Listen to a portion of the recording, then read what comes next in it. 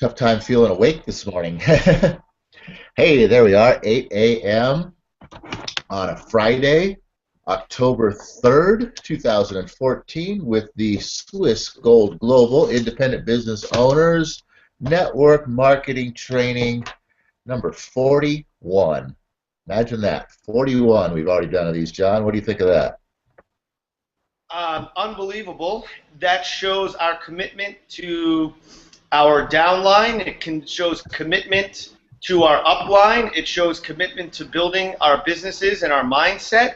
And it is proof positive that when you set out to create a new habit that's going to bring you a successful life, it is possible. And when you keep your mind on something and focus and allow that to become a burning desire, well, I feel that we've accomplished something here, being that we've done 41 of these already. I think we've Yeah, accomplished something huge. yeah, that's it's a good way to put it. I like that. Definitely we have. I don't know. We just started this one day. Just said, hey, let's start doing this, right? And as you guys see these now, maybe get involved with our organization and go back to the very beginning and start watching your way through. You'll see quite a change. We just threw ourselves into this, and the first ones are kind of funny when you look back.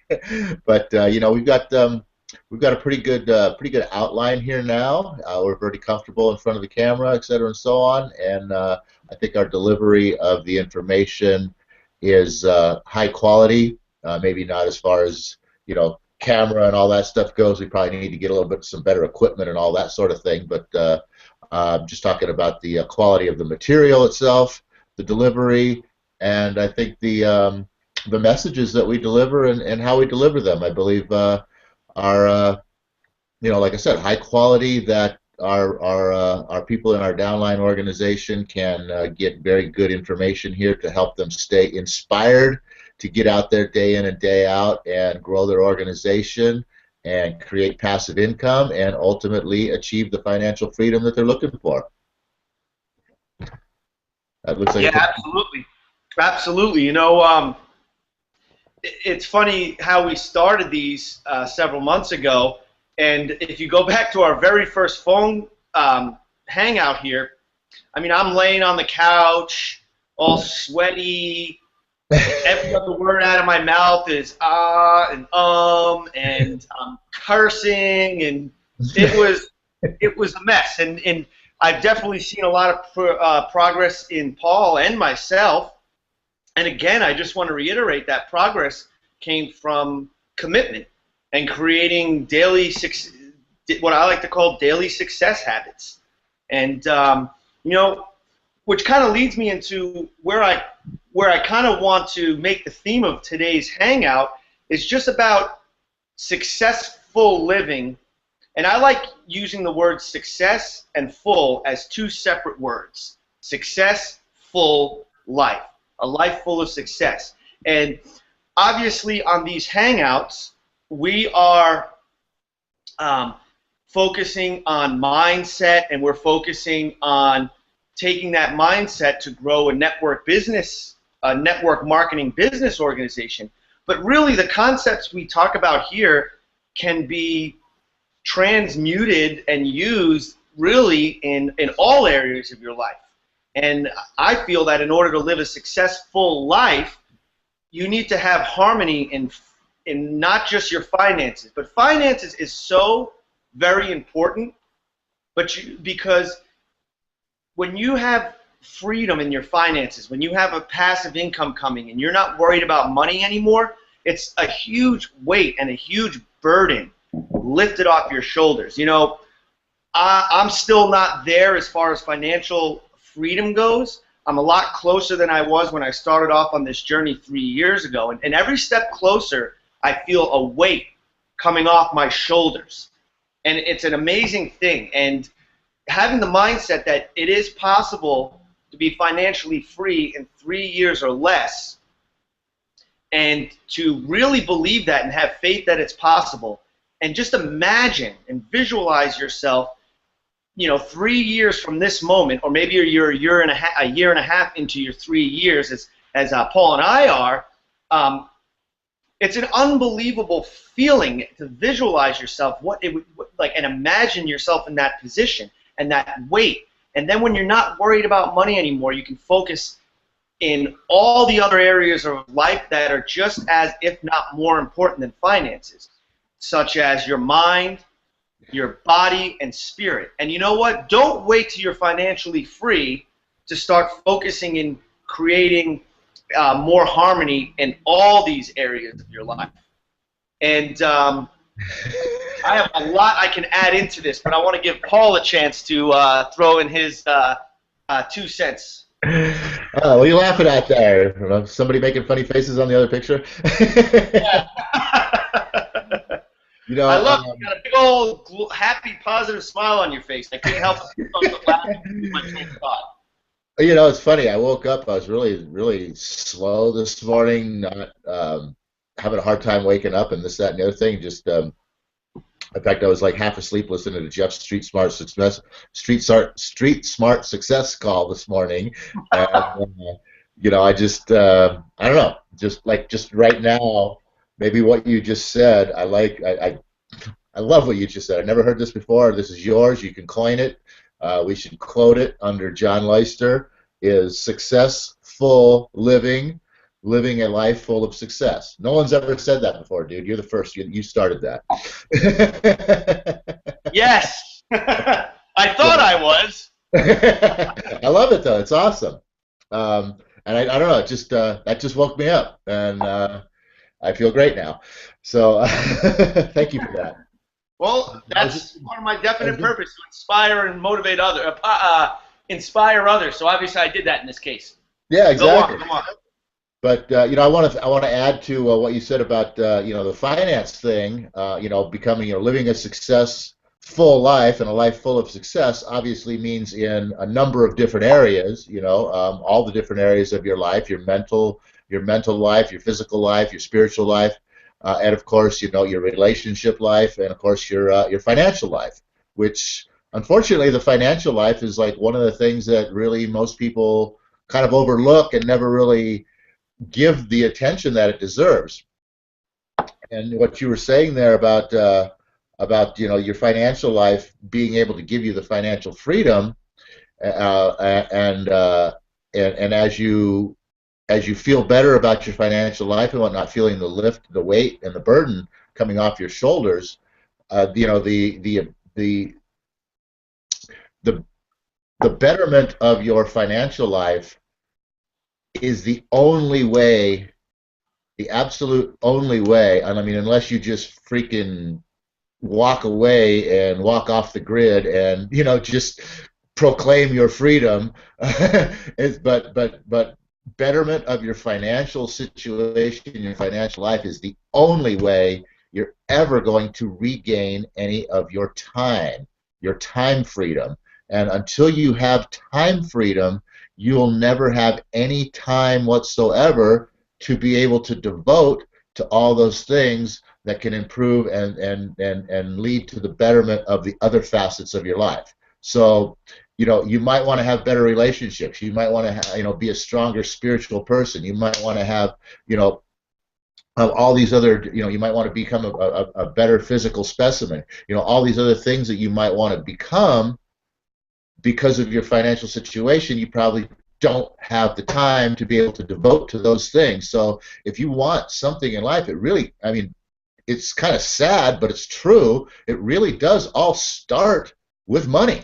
If you don't have the money, you have to trade your time for money, and then you don't have the time to actually become the things that you want to become in the other areas of your life. So I just wanted to throw that in, the fact that, it's unfortunate that that's the way it is. It'd be nice if we all had the time that we wanted to, spend. We could make money at a job, and only work, 5 or 6 hours a day and make enough money to live a very fruitful, successful life, and have the time to, develop ourselves as a person, grow our minds and do all of the, do all the wonderful things for the world and other people that we would love to be able to do. But the way that society has structured this living mechanism that we have to function under, you know, we have to trade most of our time for money, and therefore giving up our time freedom that allows us to become better people. So that's all I wanted to throw in. Right. And it all comes down, I feel, to mindset when it comes to being financially free. One of the books that I feel has really changed my way of thinking over the last couple of years is Secrets of the Millionaire Mind by T. Harv Eker. And it's a book that our mentor on our Street Smart Success calls, Jeff Fagan, highly recommends. And in fact, there's a weekly mastermind group that Paul and I both have been attending since January 2013. And it's every Tuesday morning at 8 o'clock in the Phoenix area. So if anyone's interested that's not aware of it, message Paul or I, and we can get you the information so you can participate. That's pretty much the focus of that group, is this book, The Secrets of the Millionaire Mind. The reason I bring this up, because obviously these calls encompass a lot, but we focus mainly on building a mindset for financial freedom and utilizing the network marketing tool as a platform to reach that, a vehicle to reach that, is that a lot of people view money as a bad thing.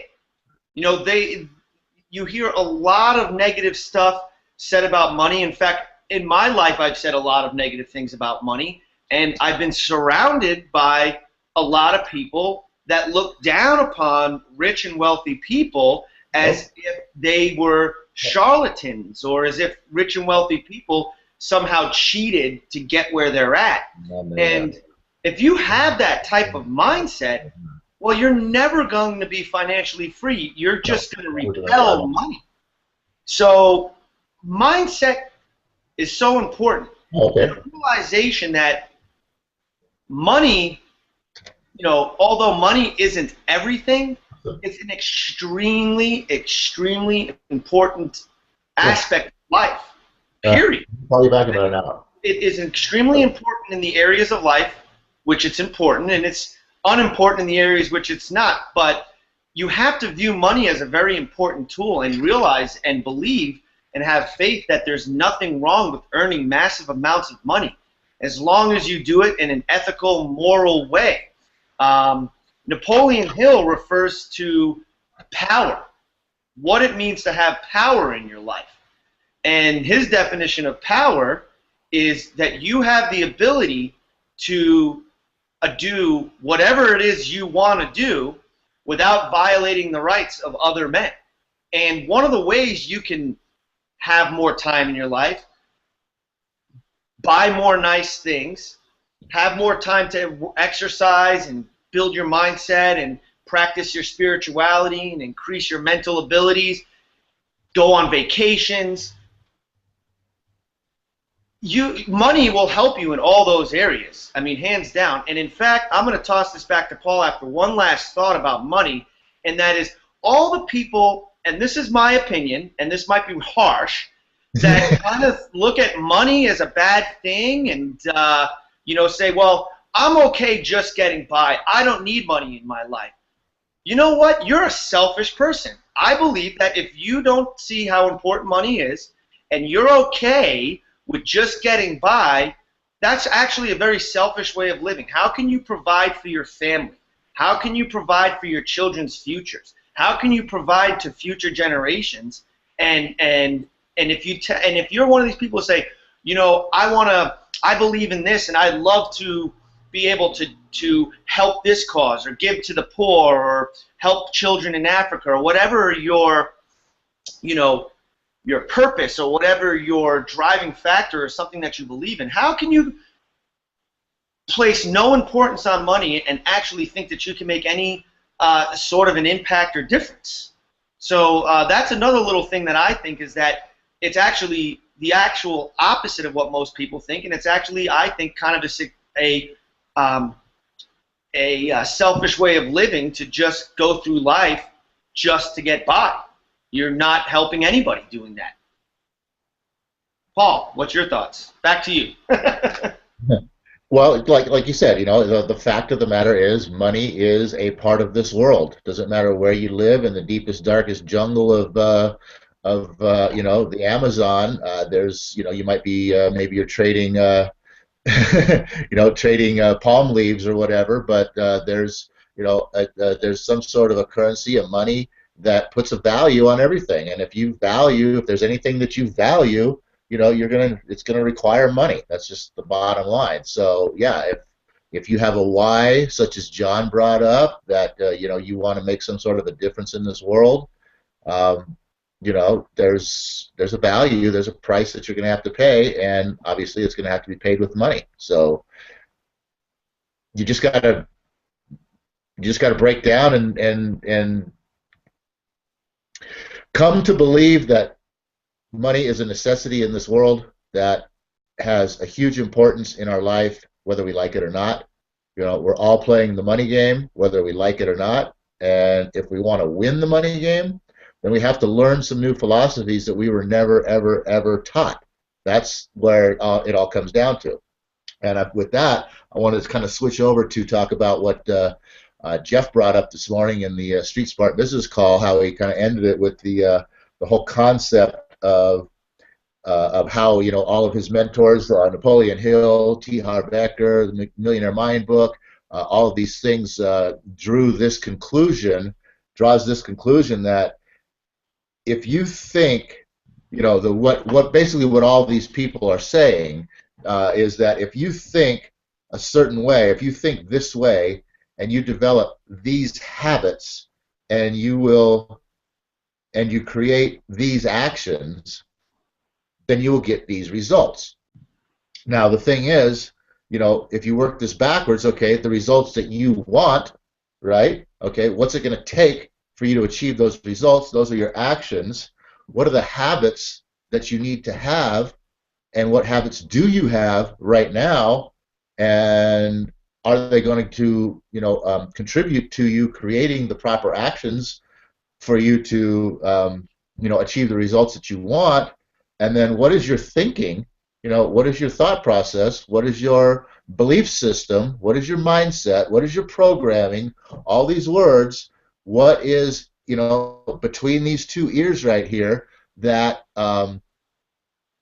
causes you to do the things that you do, that have taken you to the place that you are now, that are keeping you from where you want to go? And what we kind of promote here is the whole idea that, like I said, you were never taught none of this stuff. I was never taught any of this stuff. John was never taught any of this stuff. 90+% of the American public, 90+% of the world was never taught this stuff, because quite frankly, stuff has really honestly been kept secret. There is no, there's no two questions about that. I mean, you look at the wealthy throughout history, and the well-to-do and the royal families and all of this stuff, and they never even associated with middle class or poor people. So do you think that their ideas got out there because they didn't associate with these people, because except for using them as servants, but they never discussed anything in front of them? They never talked about stuff in front of them. They never did anything with them, because it was of their belief, and I mean, you think of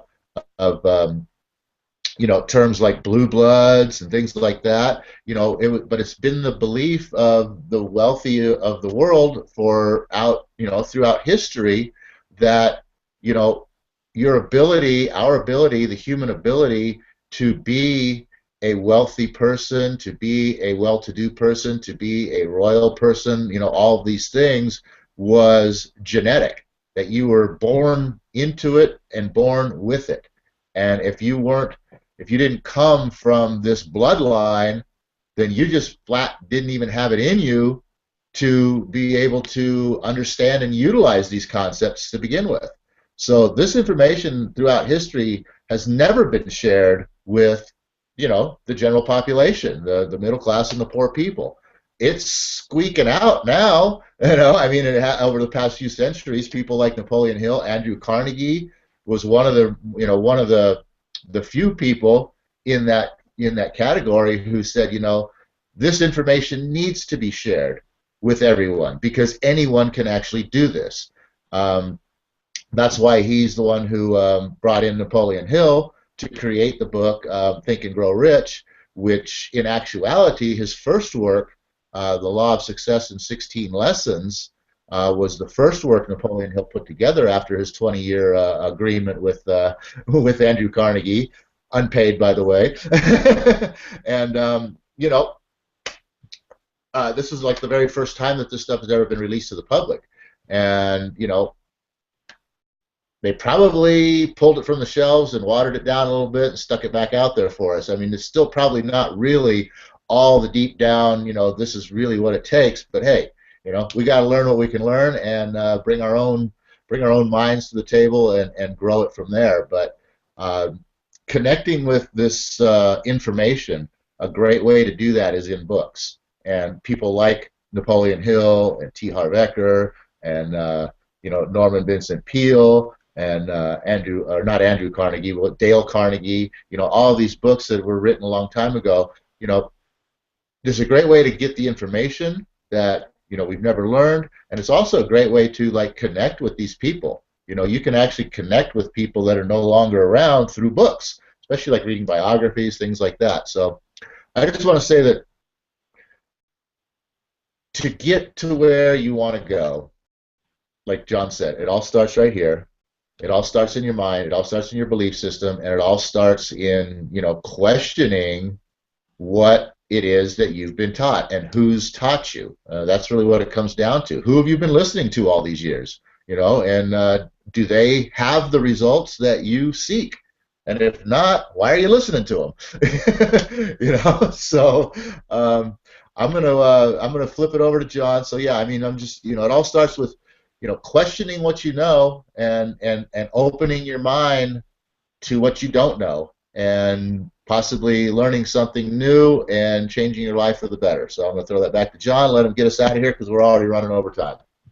Okay, well, just two thoughts. Basically, I like what you said there, Paul, at the end about, look at who you've been listening to your whole life and ask yourself, has this person achieved the results that I want for my life?